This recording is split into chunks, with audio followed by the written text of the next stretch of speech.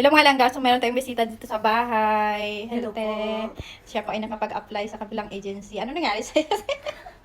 Na-scam ako. Yung- Bakit ka nag-apply sa kanila? Kasi sabi nila every week daw may day off dito sa Dubai. Ang ganda ng Dubai. Tapos binigay nila ako sa mga employer nga hindi ka ano-ano.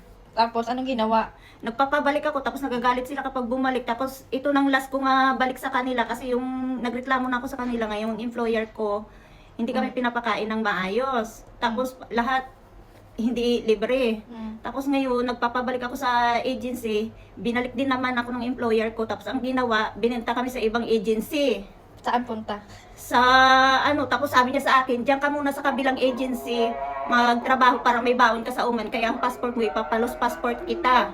Tapos, binenta ka para pumunta ng Oman. Hindi, yung binenta ko sa ibang agency, dinala ako sa ibang Oo. tagger Para para magtrabaho magtrabaho, muna para habang makaipon. habang inaasikaso nila yung passport ko daw kasi hindi na nila doon tutubusin sa employer ko. Oo, para ipatravel ka nila ng Oo, Oman. ipatravel Ano nila. masasabi mo sa mga gusto mag-apply dyan na, ayan, nadadala, nagtatanong about sa DO?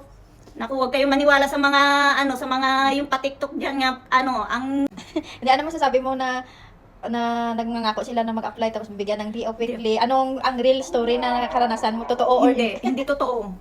Huwag talaga maniwala sa mga Buti ka nag-offer. tinulungan niya ako, pinatuloy niya ako sa bahay niya, pinatulog niya ako ngayon, bibigyan niya ako ng pamasahe papunta sa Philippine Embassy.